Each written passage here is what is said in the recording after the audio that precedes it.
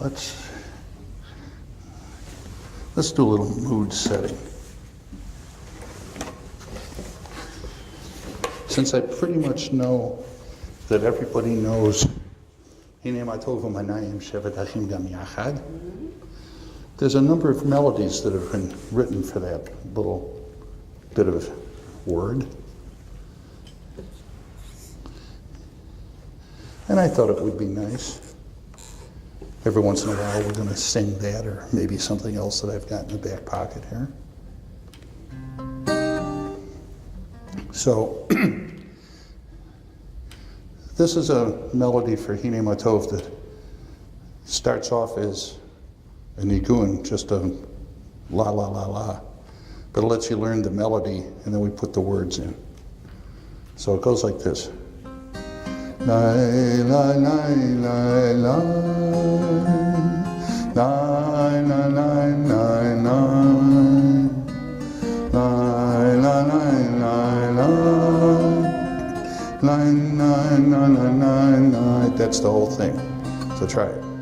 La la la la la, la la la la la, la la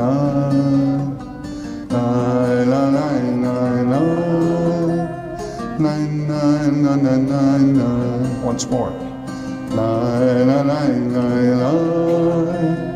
Nine, nine, nine, nine, nine. Nine, nine, nine, nine, nine. Nine, nine, nine, nine, nine, nine. Now the words. Hine Ma Tov U'Manayim Shevet Achim Kam Yachad.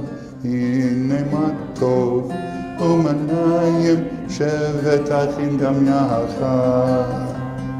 Hine Ma Tov U'Manayim Shevet Achim Kam Yachad.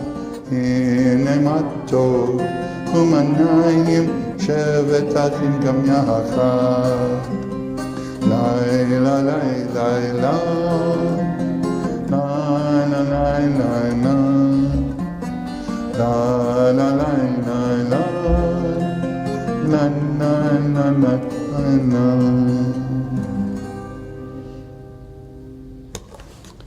So that just gets everybody relaxed a little bit. So, I am a Magid. How many people wonder what a Magid really is? I think you do better without the mic. It's blurring your voice. I can't understand what you're saying. Is that better? Yeah? Okay, so we'll dispense with that mic. Okay. I still got one for him because he needs it. Okay. So, does anybody know what a Magid really is? What the what is? A Magid. Magid. I'm a Magid. Yeah. So, what is that Somebody, really? a folk teller of in song. Well, the song has nothing to do with it. That's the part I'm adding to it because I can. Okay. For no other reason that I Tell can. stories. Okay. Actually, the Magid, the way I'm approaching it, goes back to the 1700s in Poland and Russia. Magid actually means one who relates, or one who tells, one who narrates. And at that time, the rabbis had stopped giving sermons. They only give a sermon twice a year. They gave a sermon on the Shabbat between Rosh Hashanah and Yom Kippur. Can anybody guess the subject of that sermon? Oh, Getting ready for Yom Kippur. Exactly. And the other time was on a Shabbat called Shabbat HaGadol, the great Shabbat, which is the Shabbat right before Passover. And again, can anybody guess what the subject of the sermon was? Preparing for Passover, exactly right. Other than that, they didn't preach. The rabbis we have today preach, but these guys didn't. That role was taken over by other people who went from town to town. They were actually traveling teachers, traveling storytellers. And it turned out to be stories because a lot of people didn't have a lot of learning. There are a lot of people, Jews and others, who were illiterate, who couldn't read, some of whom didn't understand Yiddish. They understood Polish, they understood Russian, but not necessarily Yiddish. So these guys would come into town and they would start telling stories, and the stories would have either meaning in terms of teaching morals, or teaching a little Torah, or actually telling a story that's in the Torah. And they would go from town to town, itinerant preachers. Today, there's not a need for that, so it's mostly telling stories. But I still tell stories that, for the most part, have some kind of meat in them.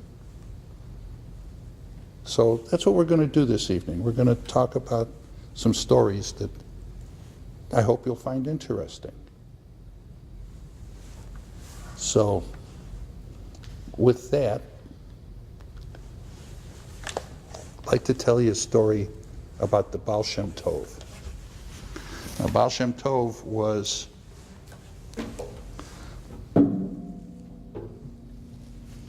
his real name was Israel ben Eliezer. He was a rabbi in the early 1700s. He's the one who's responsible for Hasidism. For what? Hasidism.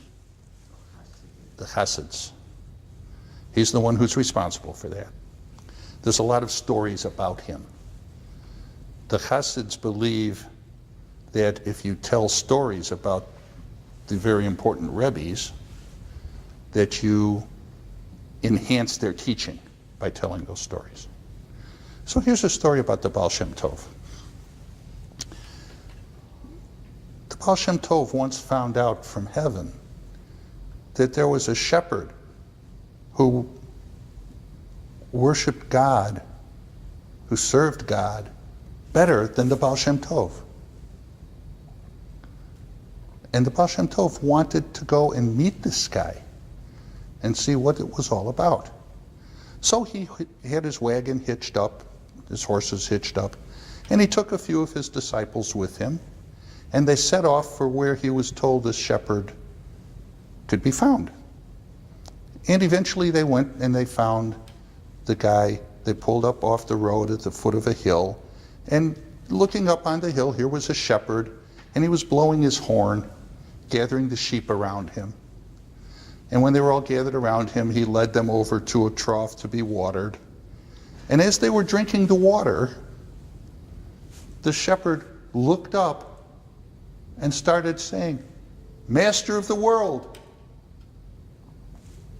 I'm an ignorant man. I don't know how to pray. I was orphaned as a child and brought up by Gentiles. I never learned any Torah. I don't know how I can serve you. I don't know what to do. But I have a horn, and I can blow on my horn like a shofar. So I'll blow on my horn to proclaim that the Lord is God." And with that, he picked up his horn, took a deep breath, and blew on the horn the longest, loudest, clearest tone that anybody had ever heard. He blew on this horn until he was totally out of breath and totally exhausted. He fell on the ground, exhausted. After a short time, he started to recover.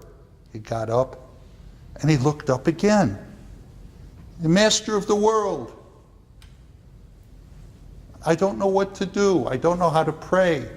I don't know how to serve you. I know I can blow my horn, but the only other thing I know how to do is sing shepherd songs." And with that, he started to sing shepherd songs loudly and very sweetly. And he kept singing until again he was totally exhausted. He fell on the ground. He recovered, got up, and a third time he looked up and he said, "Master of the world, I still don't know what to do. I'm just a poor shepherd who's ignorant. I don't know how to pray. I don't know how to serve you. I don't know any Torah. I know I blew on my horn and I sang songs, I don't know what else I can do. He paused for a moment. I know there is something else I can do. And with that, he stood on his head and waved his feet up in the air. And then he got down and he started turning somersaults, one after the other. Until again, he was totally exhausted, totally wiped out. He fell on the ground, exhausted. Now the Baal Shem Tov and his disciples were over on the side there. They were watching this in amazement. They couldn't believe what they were seeing. And finally he recovered the fourth time. He recovered, got up, looked up again. Master of the world, what can I do to serve you? I don't know. But wait, yesterday, the Lord who owns the sheep gave a banquet for all of his servants. And at the end of the banquet, he gave each of us a silver coin. I'm going to give that silver coin to you because you provide for everything. You provide for all the creatures. You even provide for me. So I'm going to give you this coin. And with that, he threw the coin up in the air. At that moment, the Baal Shem Tov saw a hand come out of heaven to accept the coin. He turned to his disciples and he said to his disciples, this simple shepherd has taught me the meaning of the verse in Torah that says, you shall love the Lord your God with all your heart, with all your soul, and with all your might. And so it was that day with the Baal Shem Tov.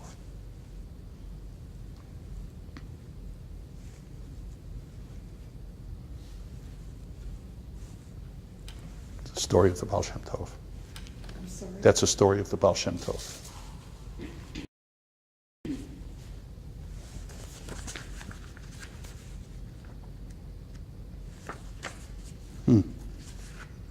I was going to, did I miss something? Oh well, I missed something. So, that's a story that has a little bit of teaching in it. How do you serve God? Has anybody ever heard of a town in Poland named Chelm? Chelm, yeah. Chelm? Does anyone not know what Chelm is all about? Isn't that where all the people were a little bit not too bright? Oh, no. They thought they were the wisest people on the face of the earth.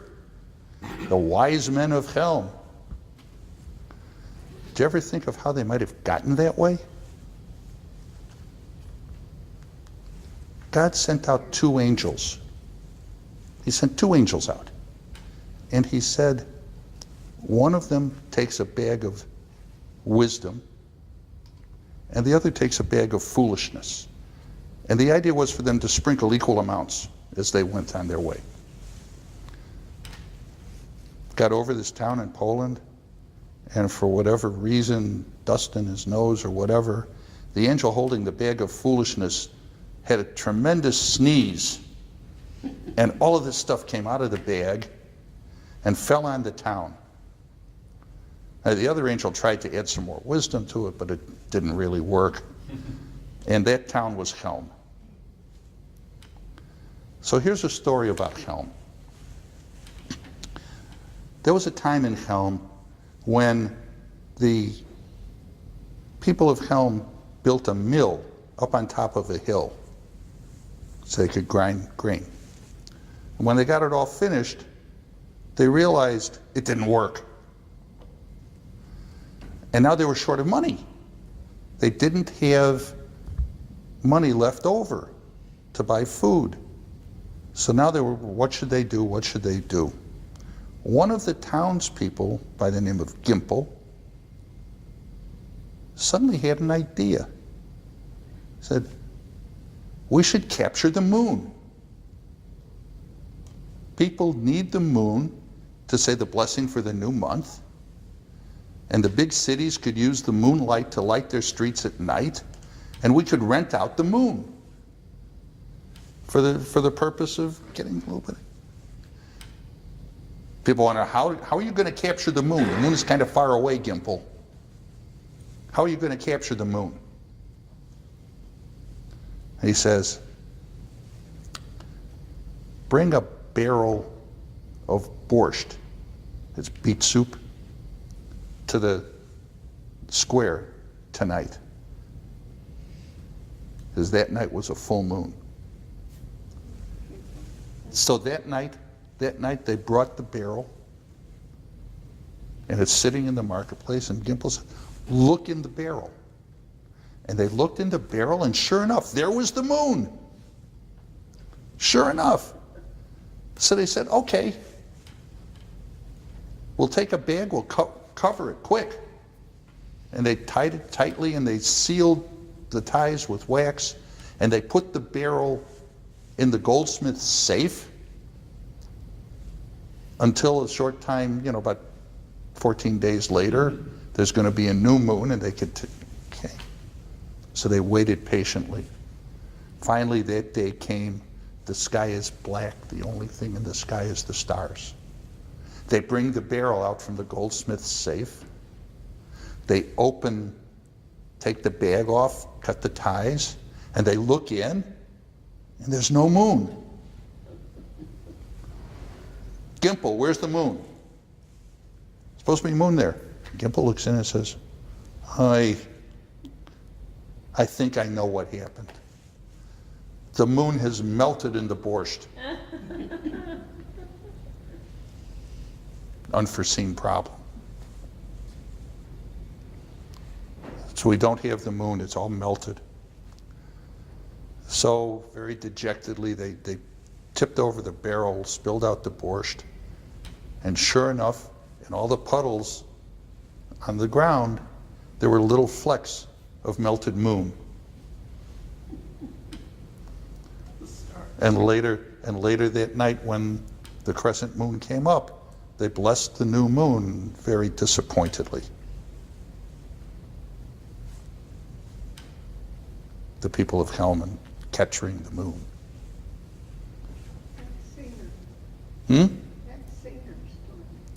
Most of the Helm stories are either his or people who wrote stories in that style.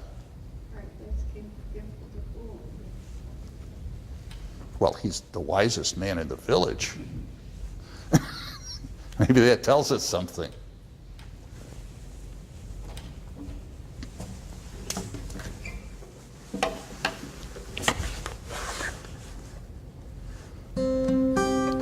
Hine matov umanayim shevet achim kam yachad. Hine matov umanayim shevet achim kam yachad. Hine matov shevet achim kam yachad. Hine matov shevet achim kam yachad. Hine matov umanayim shevet achim kam yachad. Hine matov umanayim shevet achim kam yachad.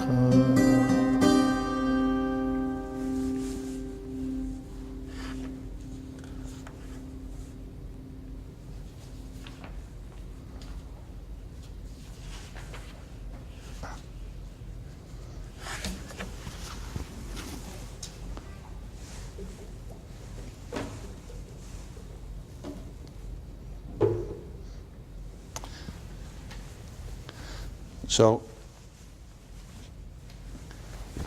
now I'd like to tell you a story about good deeds and people who do good deeds. And there was a rabbi long ago, name was Rabbi Shimon. And he wanted to know, because the ancient sages felt that when they died, they would be given a place at a table in the Garden of Eden. And he wanted to know who would be sitting next to in the Garden of Eden. This was a very serious thing for them because, great sage, learned person, he wants to be sitting next to another learned person. So he prayed that he would find out, and in a dream, it came to him that he would be seated next to a cook. When he woke up from the dream, he said, "A cook? I'll be seated next to a cook?"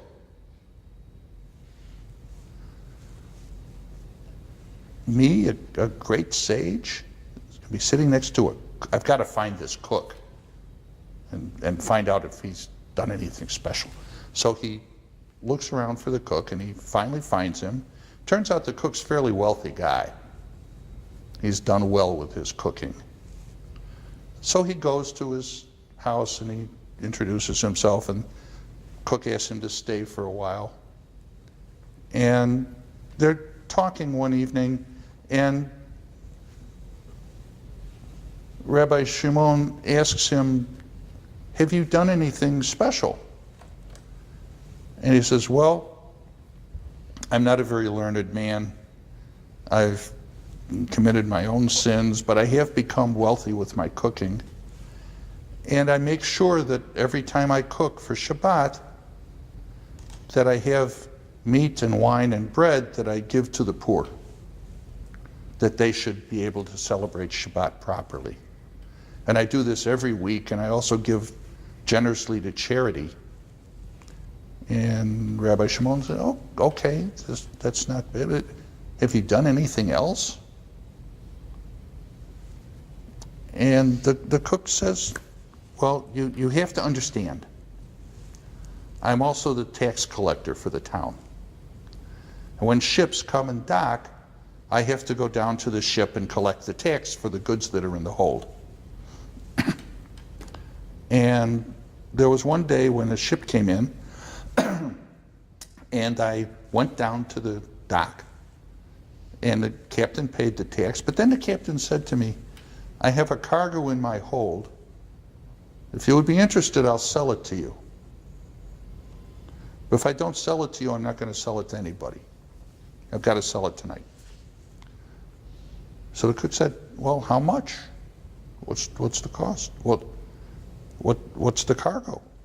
And the ship captain said, 'Well, you have to buy it first before I'll tell you what it is.' 'Okay, how much?' 10,000. I'm not sure if it was rubles or dollars or whatever, but 10,000. 'Okay, can you tell me what it is?' 'No, you have to buy it first.' 'Okay, 20,000. 20,000. I have to, I can't tell you what, I'm not telling you what it is until you buy it.' 'Well, okay, so what was the price again?' 40,000.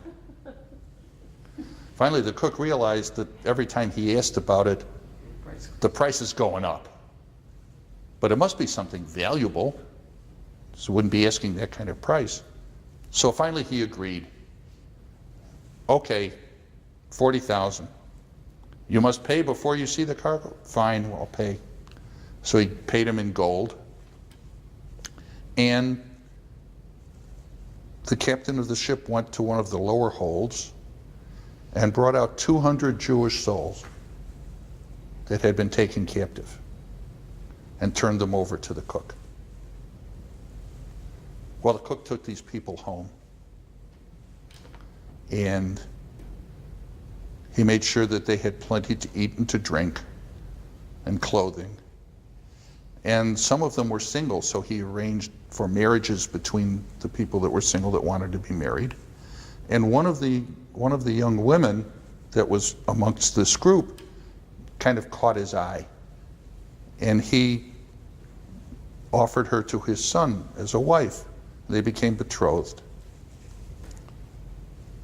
Time came for the wedding, and he invited all of the townspeople to the wedding feast.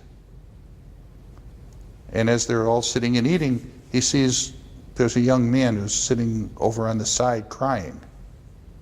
He goes over to him and he asks him, why is he crying? And the young man wouldn't tell him. So he took the young man and they went kind of off onto the side in a private little alcove. And the young man tells him that the day that they were captured was to be his wedding day to that young girl. And the cook said, if you divorce her, then I'll give you 10,000 rubles. He says, I love her so much, I can't do that. But what am I to do? She's wed to your son. So the cook went to his son, and he said to his son, you have to divorce this girl. And the son, okay, Dad, I don't know what your reason is, but okay. So the son divorced the girl, and the two of them, the young man and the girl, got married. And the cook gave them a sum of money and a number of things that they should be set up properly. And Rabbi Shimon, upon hearing all of this, said, praise be he who performs these kinds of miracles, and praise be God who knows that these things happen. And I would be honored to sit next to you in the Garden of Eden because of these righteous things that you do. And so it was.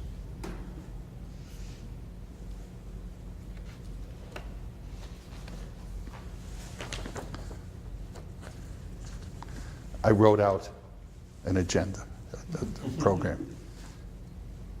I think I know where it is. But it's somewhere buried in all of this. Yeah. So I brought my stuff with me so I could look at it, so I'm going, it's in order. So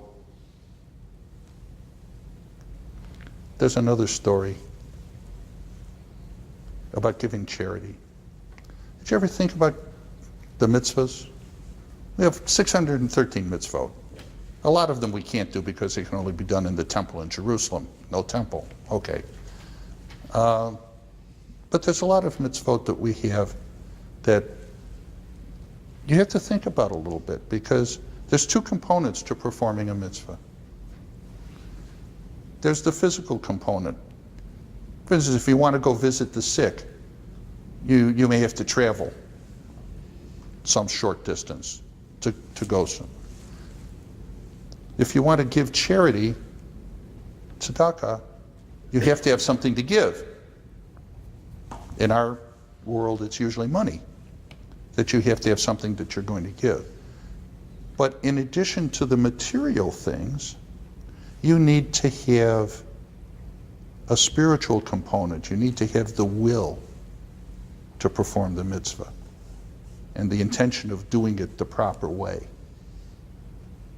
So in terms of giving tzedakah, you have to have the spiritual will that you're going to give the charity. You're going to give the tzedakah.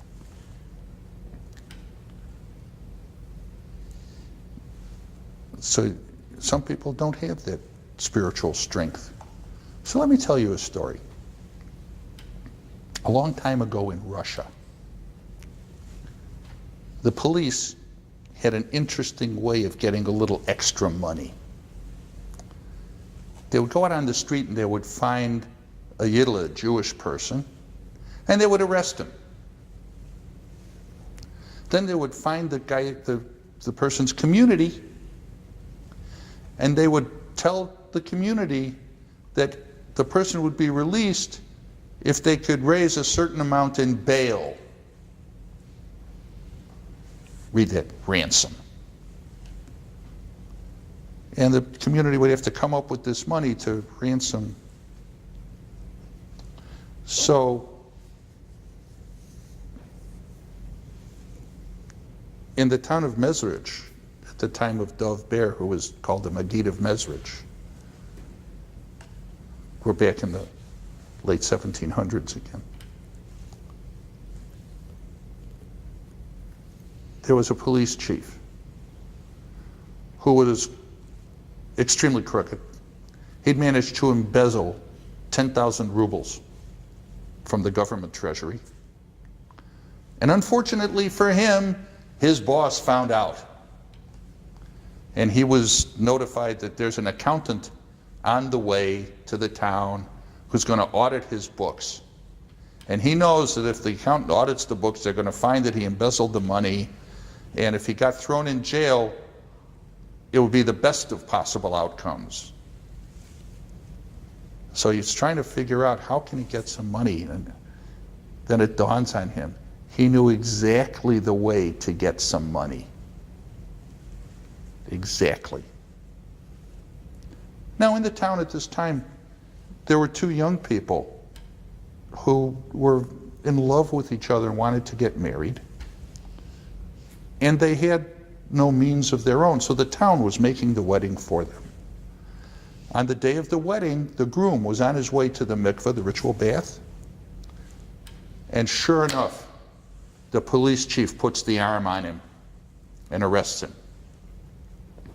And then he lets the community know that his bail will be 10,000 rubles.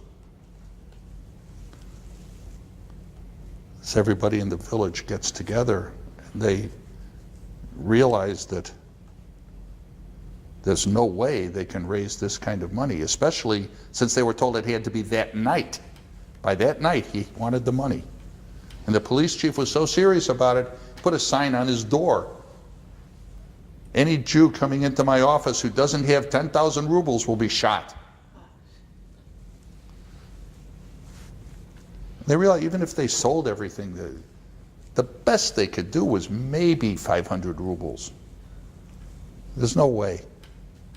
So they were trying to figure out that. And at the same time, there were three rebbes that had come to visit Dov Ber. And they were meeting on their own in the synagogue talking about the same thing. And they went amongst themselves, and the youngest of the three said, what we need here is a benefactor, somebody that can give this kind of money.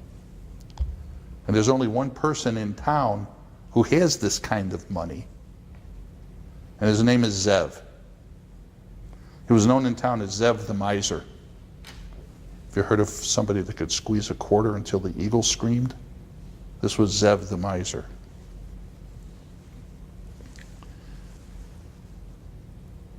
So the youngest rabbi said, well, we should go and try and see if Zev would give the money. And the other two rabbis said to him, yeah, but he doesn't give to any charities. He was a Jew, he converted so he could make all his money, and even has a sign on his door, any beggar who comes to my door will be shot. No, he won't shoot. The two rabbis said to the young guy, okay, but let us go with you so that you'd have some support as you do this. Okay, fine. So they went to Zev's house. The first thing that happened, Zev looks out the window and you see these three rebbes coming. There's a rabbinic, mission coming to his house. He was so amazed that he didn't shoot anybody. So they knock on his door, he answers the door. They tell him, the young rabbi tells him of the problem they have with this young man who's supposed to be getting married, 10,000 rubles. And Zev said he's so touched by this that, wait here, I'll bring something. So he goes back into his office, and on his desk is a beat up, rusted, encrusted kopeck. It's like a penny. And he brings that and gives it to the rabbi, the young rabbi. The other two guys are incensed. This rich guy, and he's giving us a penny? A kopeck?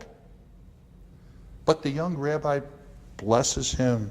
You know, may your household be forever blessed. Thank you so much for your donation.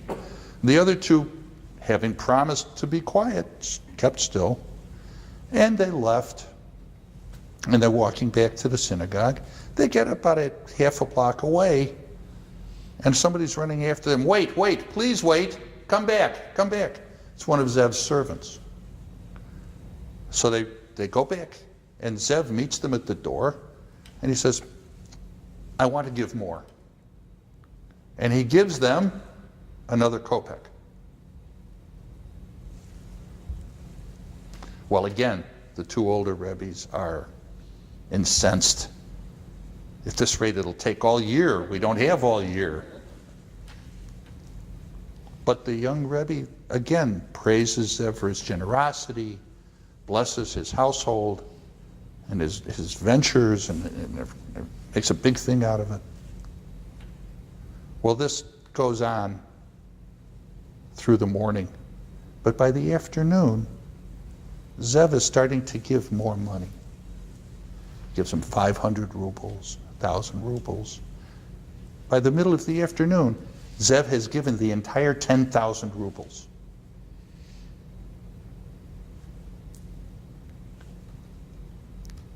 The young rabbi takes the sack of money and runs to the police station, gives it to the chief of police, gets the young man out of jail, and he's going to now have his wedding. The police chief is sitting there looking at this bag of money, 10,000 rubles. And he's thinking to himself, why should I put this back in the treasury? And as he's thinking this, he's drinking some vodka.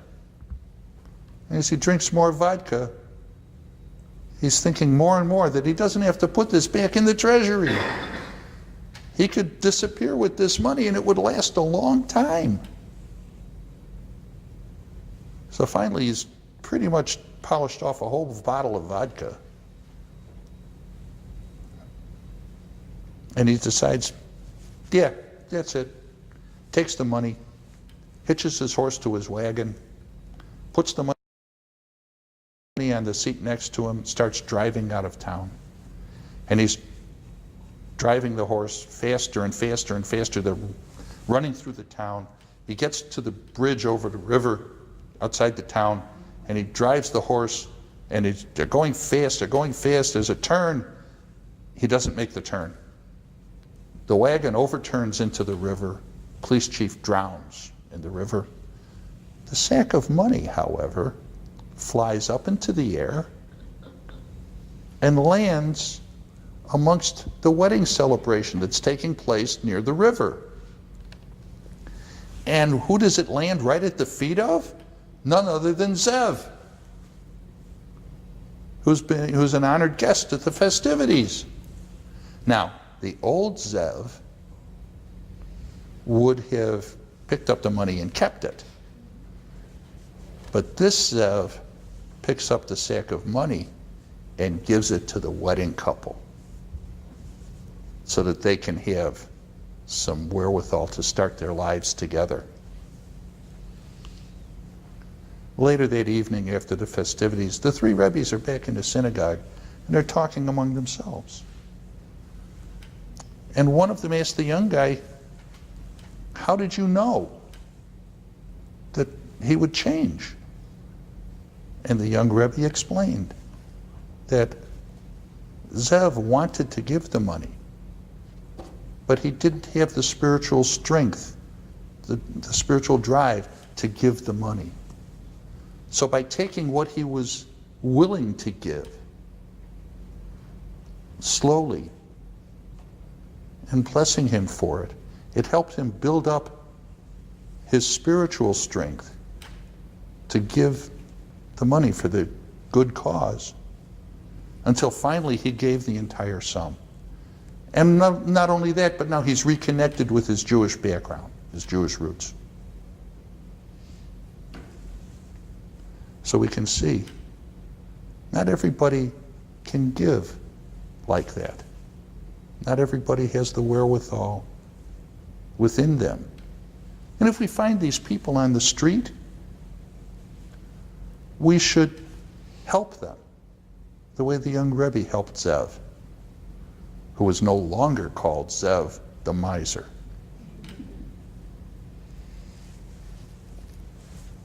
And so it was.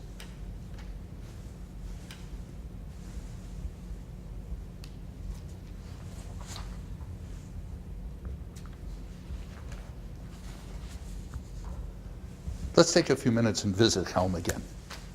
You up for a Helm story? A little fun.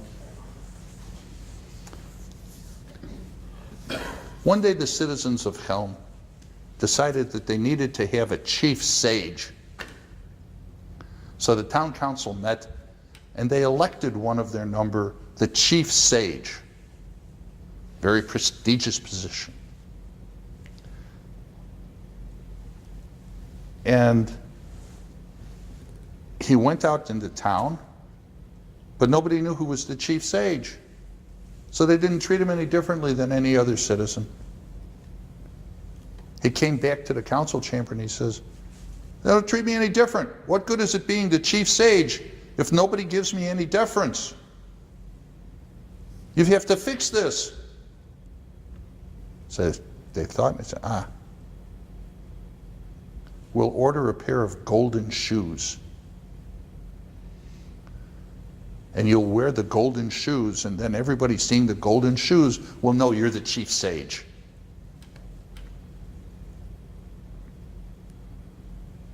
Okay, so he gets the golden shoes, and he goes out, but it's been raining that day. The streets are very muddy. The mud covers up the golden shoes, and again, nobody knows he's the chief sage, because the golden shoes are covered with mud. He goes back into the council, and he's even more incensed than he was before. You have to fix this. If you don't take care of this, then I'm not going to be your chief sage. So the council thought for a minute, and they said, okay, we'll have the shoemaker make a pair of leather shoes that can be put over the golden shoes. And we'll have him cut holes in the leather so you can see the gold through. And then it'll protect the shoes from the mud and be able to see the golden shoes. Got that all set up, and the guy went out, and it's still muddy. And sure enough, the mud still covered the shoes, and it soaked in through the holes, and it still covered up the gold. It's still a problem. This guy's getting more and more incensed as time goes on. They tried sticking straw in the holes so that it would keep the mud out, but now they had the same problem. They couldn't see the golden shoes. Then they came upon the solution. They tell the chief sage, we have the solution.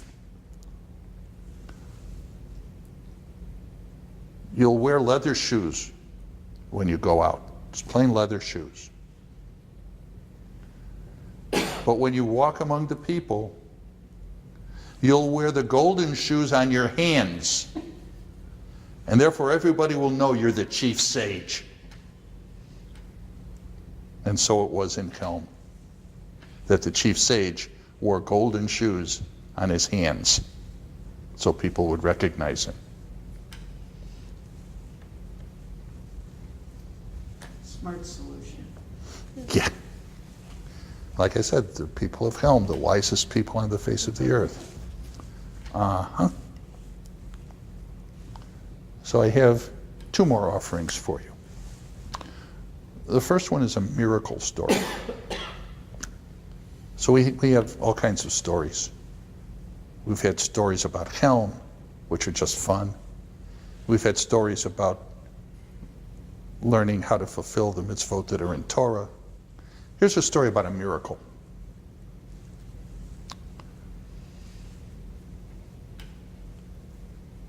On the island of Majorca, Spanish island in the Mediterranean, there was a young boy named Solomon. Solomon loved to sit by the shore, by the harbor, and sketch the ships that were going in and out of the harbor. And he had really good sketches of these ships.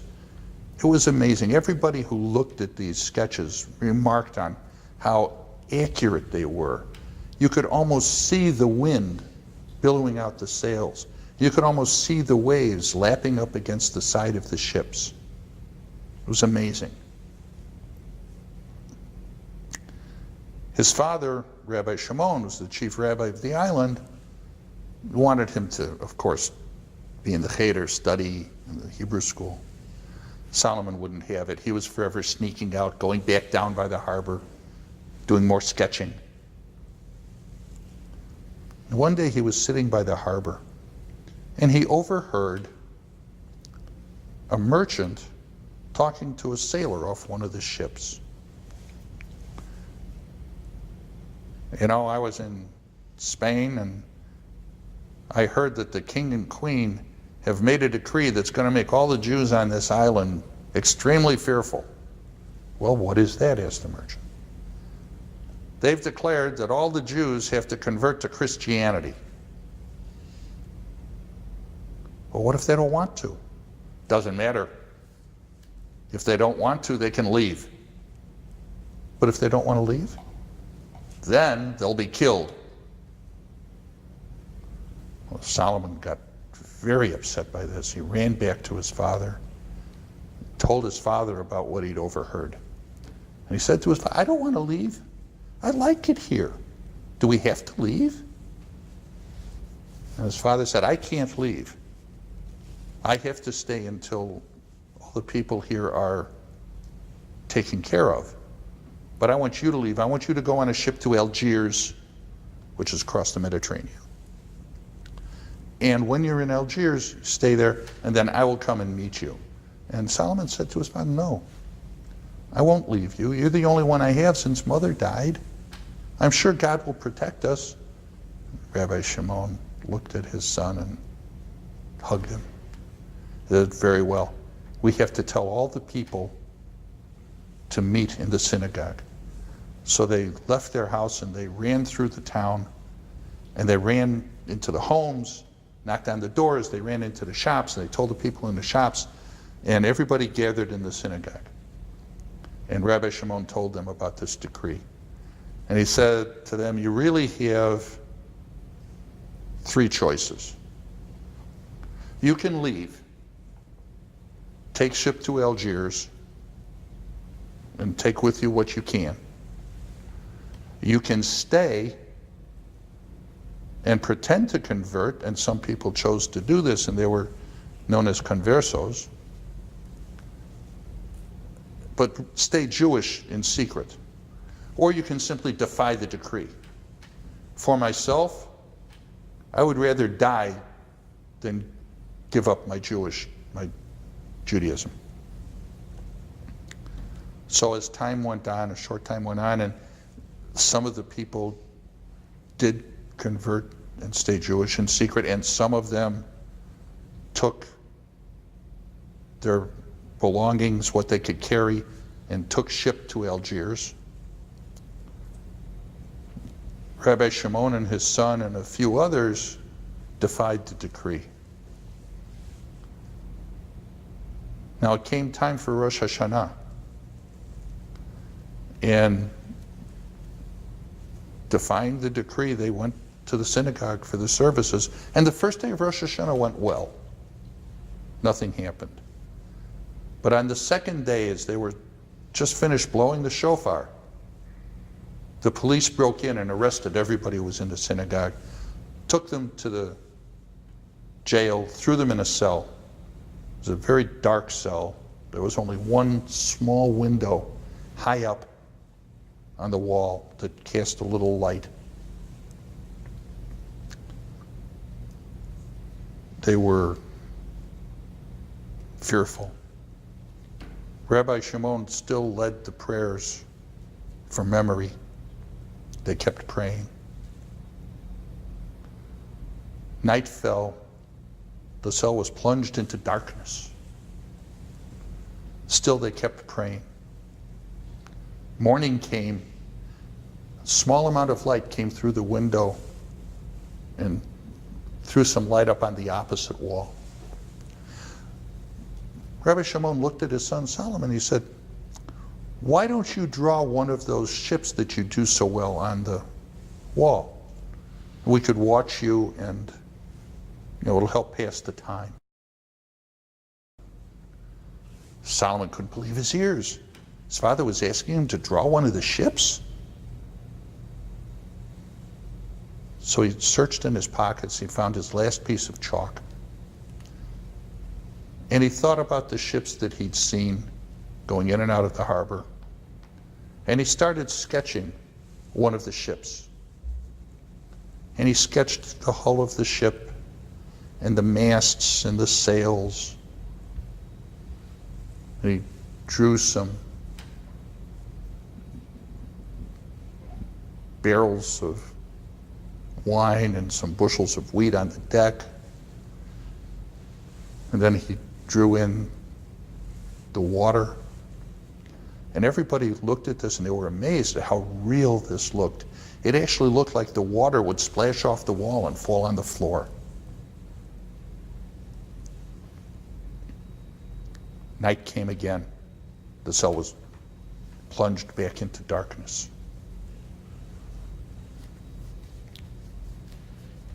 The next morning, the light came again. And Solomon put the finishing touches on the ship, and he stood there and didn't know what else to do. His father said, "We only have a couple of days left before the decree is fulfilled and we're all killed. Why don't you draw the two of us on the ship?" So Solomon proceeded to draw himself and his father. And again, the other men that were in the cell looked at this and saw how realistic this looked. The likenesses were so amazing. And one of the other men came up to Solomon and said, "Could you draw me on the ship also? I'd like to be with you." And slowly during that day, all of the men in the cell had asked Solomon to draw them on the ship. And as night fell, he just about finished. The one last man wasn't finished. And again, the cell was plunged into darkness. They stayed up all night praying because they knew the next day was the day that they were scheduled to be killed. The sun would come up and they would be taken into the courtyard and shot. So they stayed up and they prayed all night. When the sun rose, Solomon took his chalk and he finished drawing the last man. And just as he finished putting the last line on the drawing, he heard keys jingling in the corridor outside the cell. The guards were coming. They were going to take them out to the courtyard to be shot. He looked around at his father and he saw that his father was very deep in prayer. And just then his father loudly said the sacred four-letter name of God.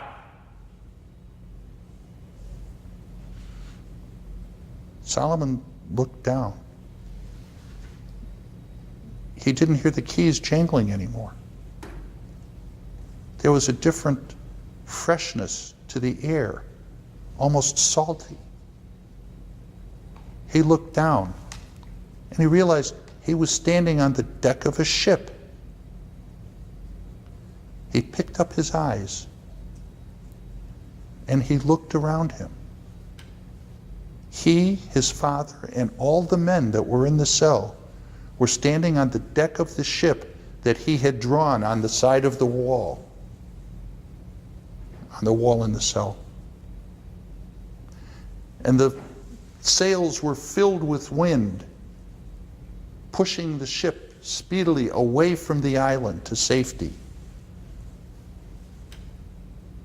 the spray kicked up from the bow of the ship, and the salt spray was hitting them in the face. They were being taken to safety on this ship.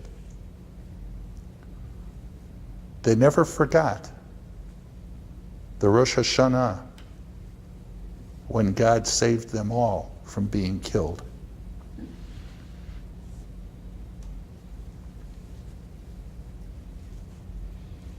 And so it was on the island of Majorca. This is, Remember that when I go there, I lose my ticket. this, of course, was the start of the Spanish Inquisition in 1492. That's what this story is all about. The moral is you should always go there with a good artist. I like that. So I have one more offering for you. And this is actually a song that was written by a friend of mine who's a cantor in Western Massachusetts. And it's really one of these kind of strange things. If you remember Rabbi Berger, some of us will remember him. This cantor is at the congregation where Rabbi Berger grew up in Western Massachusetts. And they know each other, even. So Cantor Martin Lebson wrote this, combining a quote from Torah with a story.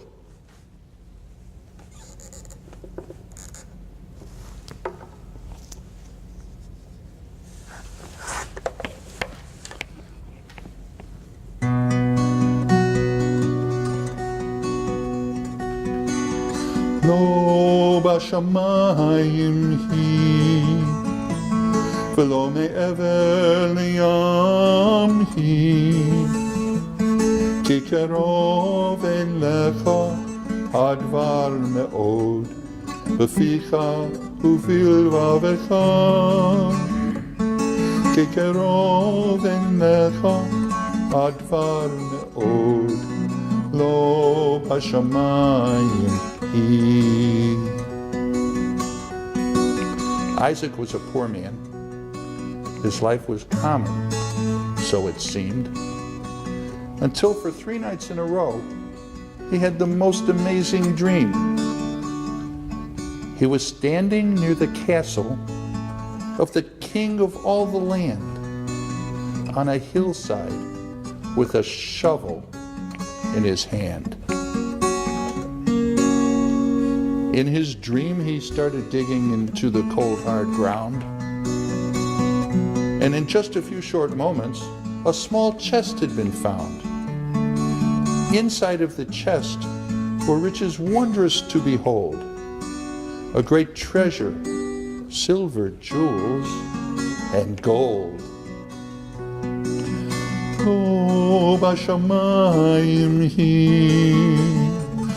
ולא מעבר לים היא, כי קרוב אליך הדבר מאוד, בפיך ובלבבך,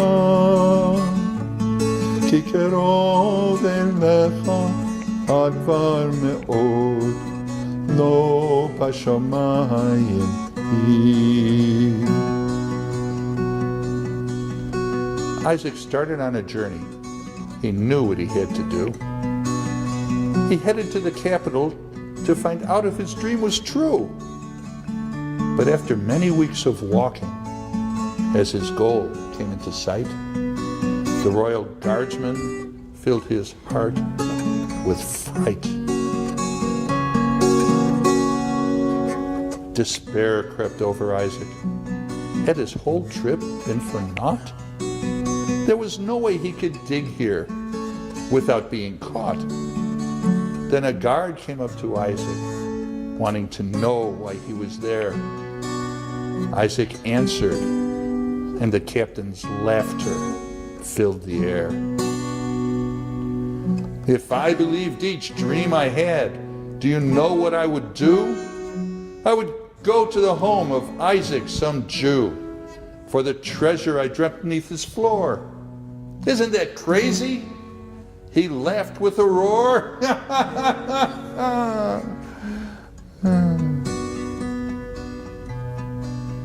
Isaac thanked the captain. Then to his village he returned.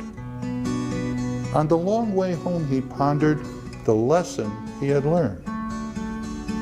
And when he pulled up his floorboards, it came as no surprise.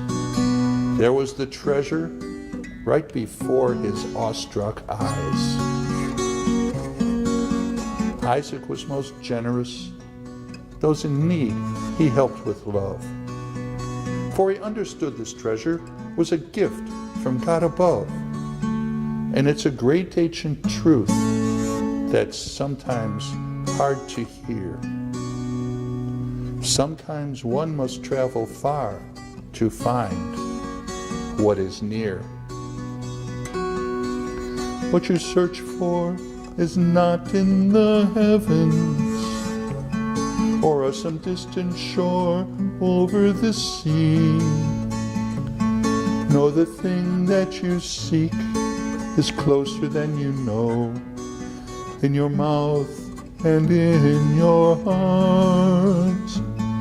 Yes, the thing that you search for is closer than you know.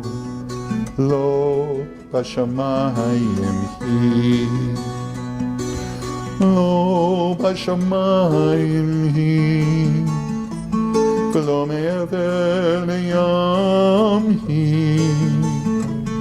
כי קרוב אליך הדבר מאוד, בפיך ובלבבך. Yes, the thing that you search for is closer than you know. Lo bashamayim hi.